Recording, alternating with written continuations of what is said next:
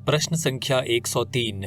कल्लोलिनी और नवोदिता में किस कवि की रचनाएं संकलित हैं? ठाकुर गोपाल शरण सिंह, जगदम्बा प्रसाद हितैषी, श्याम नारायण पांडेय या तुलसीराम शर्मा दिनेश। सही उत्तर है जगदम्बा प्रसाद हितैषी।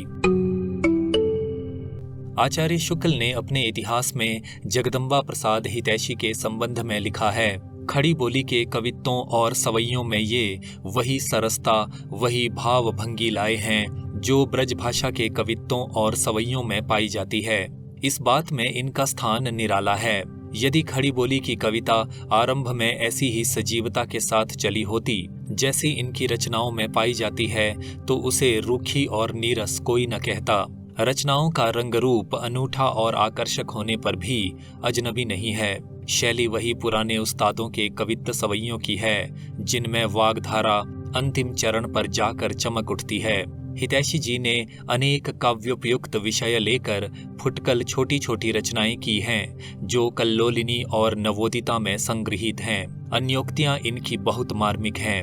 हितैषी जी की 2 कविताओं के कुछ छंद भी शुक्ल जी ने उद्धृत किए हैं जो इस प्रकार हैं। किरण नामक कविता में ये लिखते हैं, दुखिया बनी दीन कुटी में कभी, महलों में कभी महरानी बनी, बनी फूटती ज्वालामुखी तो कभी, हिमकूट की देवी हिमानी बनी, चमकी बन विद्युत रौद्र कभी, घन आनंद अश्रु कहानी बनी, सविता ससी स्नेह सुहाग सनी, कभी आग बनी कभी पानी बनी, भव सिंधु के बुद्ध बुद्ध प्राणियों की, तुम्हें शीतल श्वासा कहें कहो तो, अथवा छलनी बनी अंबर के, उर की अभिलाषा कहें कहो तो, घुलते हुए चंद्र के प्राण की पीड़ा भरी परिभाषा कहें कहो तो, नभ से गिरती नखतावली के नयनों की निराशा कहें कहो तो।